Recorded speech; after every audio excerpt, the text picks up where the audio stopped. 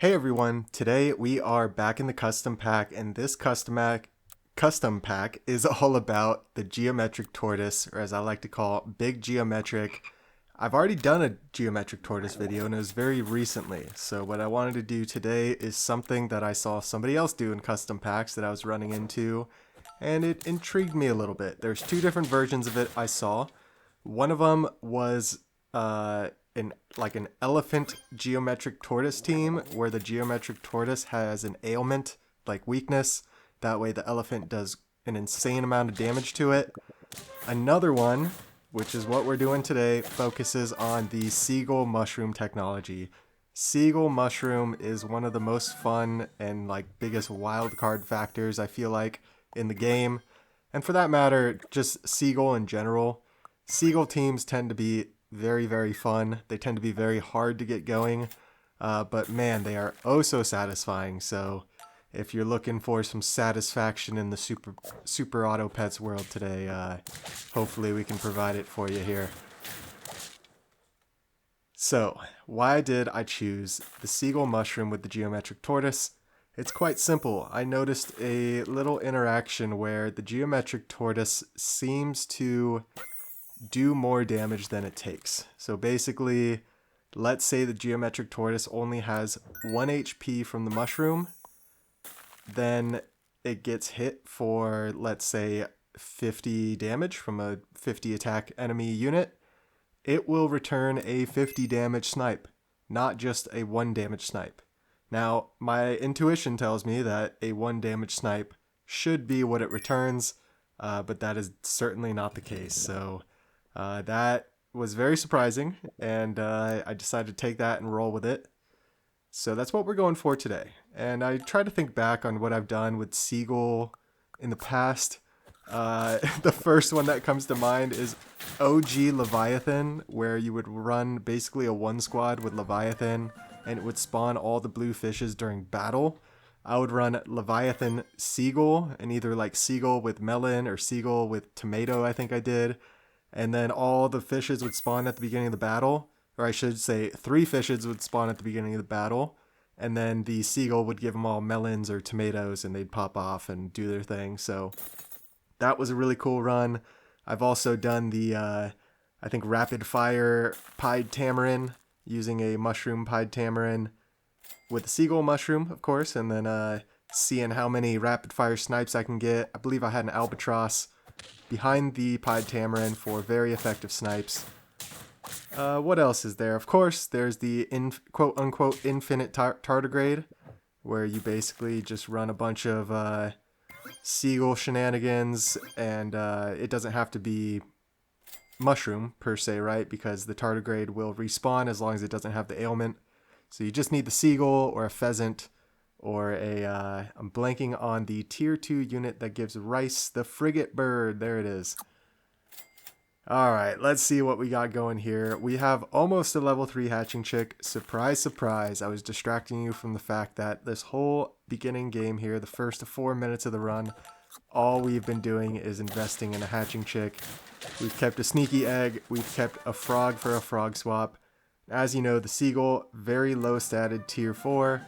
So hopefully we find it pretty quick. We can swap it onto, we could swap it with the frog here with the food dog stats.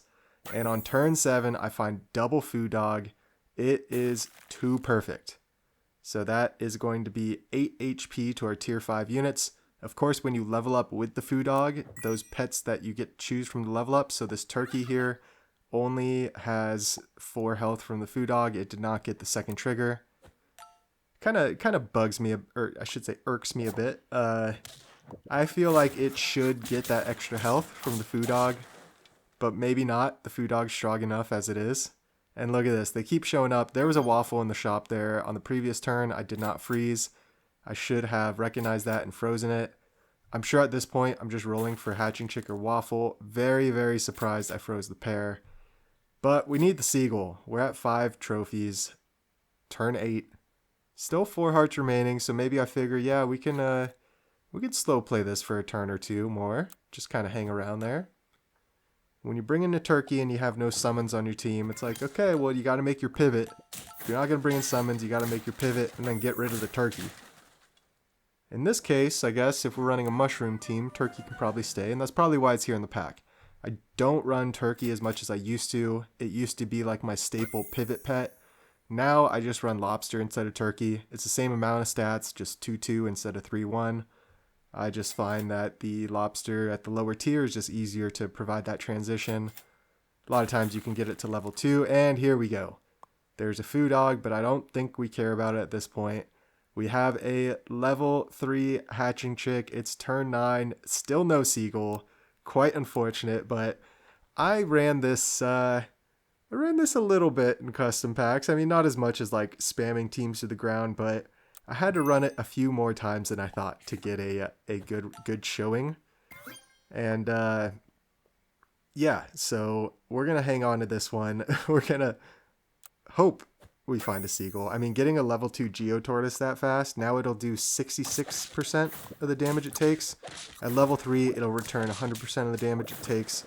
So it'll be very easy to see when it's at low health. And there it was at low health and had weakness. Pretty cool. Are we going to sell this? We sell the turkey. You got to be kidding me. This is actually hilarious watching this back, how runs go so well and then I can't find what I need. And luckily we have these 4 hearts, so I assume we're going to be using and dropping some of these hearts. As you see, I bought toys. I thought I bought a mongoose, but I guess not. Didn't I buy a mongoose already? Yeah, definitely going back and forth here. Like, I don't know what to do. Feed the geometric tortoise, worst case scenario. Getting it to level 3. And yeah, there's many good concepts you can go with this team. I think Amargasaurus, Tiger, those are great support units with the geometric tortoise. Run that with a Seagull mushroom. You can't go wrong. Of course, the geometric tortoise itself is strong enough as it is. You could run Crane behind it.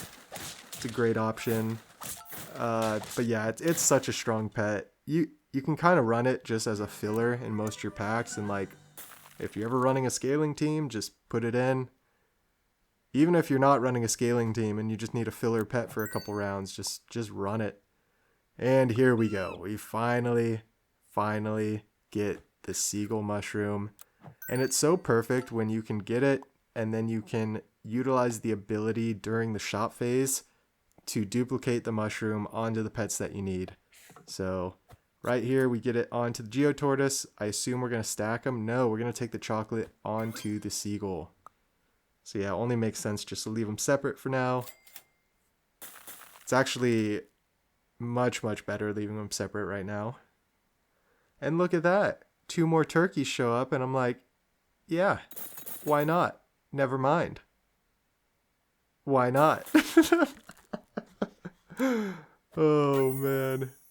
Yeah, sometimes you really don't, like I said, the pet is so strong that you could really build the team with whatever else. And yeah, with a Seagull mushroom team, it only makes sense to go something like a turkey, right? You provide extra stats to those summons. Doesn't really mesh too well with the concept I'm trying to go with here. We don't really need the extra attack on the geometric tortoise summons. It's only going to be giving like 1 or 2 more health. So not going to help that much. What we're going for is the overkill values, or the overkill amounts. I should really just stack this turkey. There's no reason to use the second Seagull trigger. There we go. Now we're making some smart moves. I'm sure another turkey will show up with how many we've seen. This Seagull we can play separate. Come on, Brusk, you can do it. We decide not to. That's fine. Sometimes when I get a team set and it like took so long to get it set and I know there can only be a couple rounds left, I just kind of like leave the team as like the bare bones. I'm like, this is what I was going for. Like no more, no less. So let's just ride it out. And let's see, we took 20 damage there. 20 damage snipes go out when we only had 1 HP. Shout out Matchman7. We're going to see this team again, I think, in the bonus clips. And speaking of the bonus clips, yeah, it's just going to show some of the story of how we got to this point. And then the final bonus clip is actually going to be a different Seagull mushroom team after I got this run complete. I just swapped it out a little bit. I was like, okay, instead of Geotortoise, what's one pet I can just put in here? Maybe swap a couple other pets around and see how good it is. And one pet that works very well with Mushroom is the giant Pangasius. It is the snipe pet that triggers based on how many friends you have transformed. It is amazing. Let's see, 34. Oh my gosh. It's just not even fair when you get to this point. The hatching chick is so unnecessary. I was gonna say there are 2 oysters there. I could take the oyster, then pill the guy, right? We pill the guy. We always pill the guy. Oh yeah, it gives us a mushroom as well, so we can just get another one. Find another pill, sell the hatching chick maybe, go with a 3 squad. That would be ideal, but I don't think that's gonna happen in this case. There's the pill too. Oh man, it'd be so great. What we should do is sell hatching chick, find something else to bring in before pilling. Yeah, I didn't quite think it all out right, because now I can't buy anything. Yeah, might as well freeze a pizza. It's very nice when you can get a unit scaled up. Right, we have 41 HP on our geometric tortoise. What a joke of a final battle. Oh my gosh. I mean, there's nothing to even say, right? But yeah, it's nice when you don't like go heavy aggressive permanent scaling and things kind of just work out perfect at the final team. And here we go. Holy mother of bananas. Yeah, like I was saying about the permanent scaling, banana monkey. That's easy way. If you just go in big unit up front, go smash, you just get some monkeys going. And when you got Seagull banana, of course everything's gonna get bananas. And I kind of got stuck in this banana purgatory. But the good thing I had going, and the thing I wanted to show off here, was instead of turkey, I think much better for this setup is going with the sea turtle. It is a tier 2 summon support unit at the back of the team. It provides health to summons, only health, nothing else. So kind of the opposite of the tier 1 horse that provides attack. So I believe it'll provide 3, 6, or 9 health, which is very good when you consider the horse at tier 1 only provides 1, 2, or 3 health. 3, 6, or 1, 2, or 3 attack, that is, for the horse. So yeah, this run, although not finding mushrooms, still felt good. You see, I'm not just hard rolling for mushrooms because I'm trying to keep the run alive, and here we go. Matchman 7 with his, is that squash? Is that what I know people are going crazy for this new food. I know more so in Versus. But man, it is just absolutely destroying. There's nothing I can do about this. It's a level 1 peacock. A level 1 tier 2 unit. And I believe a tier 2 or a tier 3 food. I forgot what it was exactly. Just completely decimated our whole team. What are you going to do?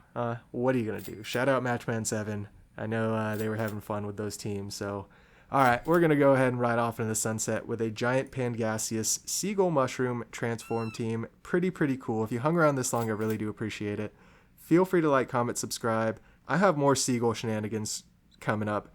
Can you guess what it is? As always, have a fantastic day. We'll catch you in the next one.